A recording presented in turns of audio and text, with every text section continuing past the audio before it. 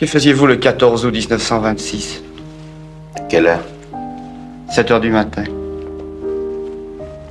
Je suis né. René. René aussi? René aussi. Vous avez un très joli prénom. Je suis né le 14 août. Et je me souviens d'ailleurs que c'était le 14 août parce que le lendemain c'était le 15 août et nous ne sommes pas sortis. Je suis né à Paris. Je suis parti à l'âge de 2 ans en Argentine. J'y ai vécu 17 ans. D'Argentine, je suis allé aux États-Unis. J'ai vécu 7 ans à New York. Et je suis revenu en France pour gagner ma vie en faisant de la bande dessinée, ce qui, comme français moyen, est un peu spécial.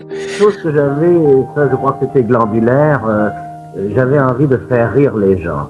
J'ai toujours eu envie. Je pense que j'ai fait ma première grimace avant de dire mon premier mot. Et je faisais n'importe quoi pour faire rire, même quand j'étais tout petit. C'est la seule chose qui me différenciait des autres enfants.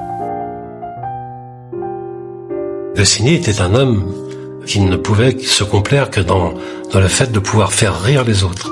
Quand il travaillait, sa passion, c'était de trouver une idée qui lui paraisse suffisamment bonne pour la mettre sur papier. Mais quand il avait trouvé l'idée qui lui semblait bonne, alors là, c'était le nirvana.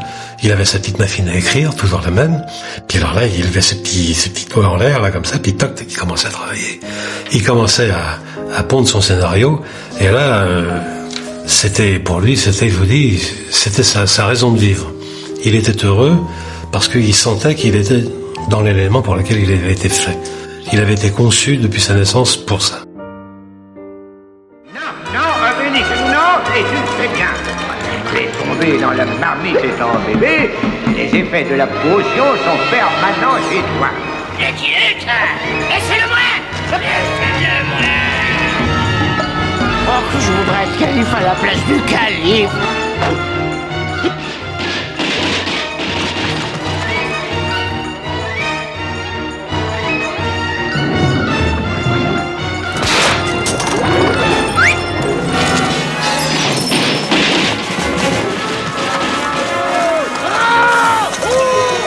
Tu vas t'arrêter, espèce d'imbécile!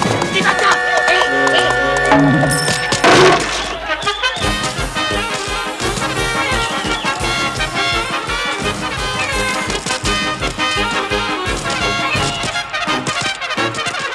C'est vrai que ça a été fait très très facilement, tout a été inventé en 2 heures. Avec Uderzo, nous cherchions un nouveau personnage. C'est curieusement, en France, on avait oublié les Gaulois. Et nous avons créé Astérix tout simplement en nous souvenant des premières pages des manuels d'histoire, nos ancêtres les Gaulois, etc. À partir de là, en 2 heures, nous avons à peu près tout trouvé, parce qu'une fois qu'on s'y met, c'est assez facile. J'ai l'impression d'avoir réussi. Oui, et comment d'ailleurs? Et comment? Je vais vous dire pourquoi et comment, parce qu'il n'était même pas question que l'on puisse gagner sa vie en faisant ce métier. Vous pouvez imaginer ce que représente pour des gens qui vous entourent de dire à une époque où ça n'existe pratiquement pas, moi je vais écrire des histoires pour des bandes dessinées. On vous regarde comme un fou. On vous demande, oui mais quel est votre métier?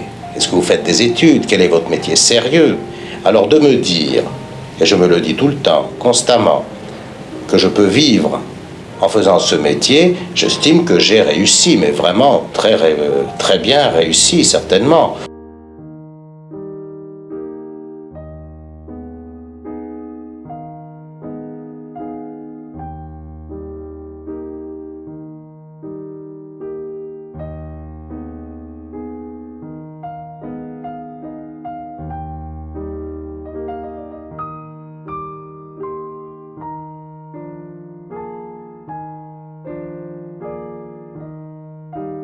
Si vous voulez, René est étonnant parce que même au-delà de la mort, il continue à me faire rire.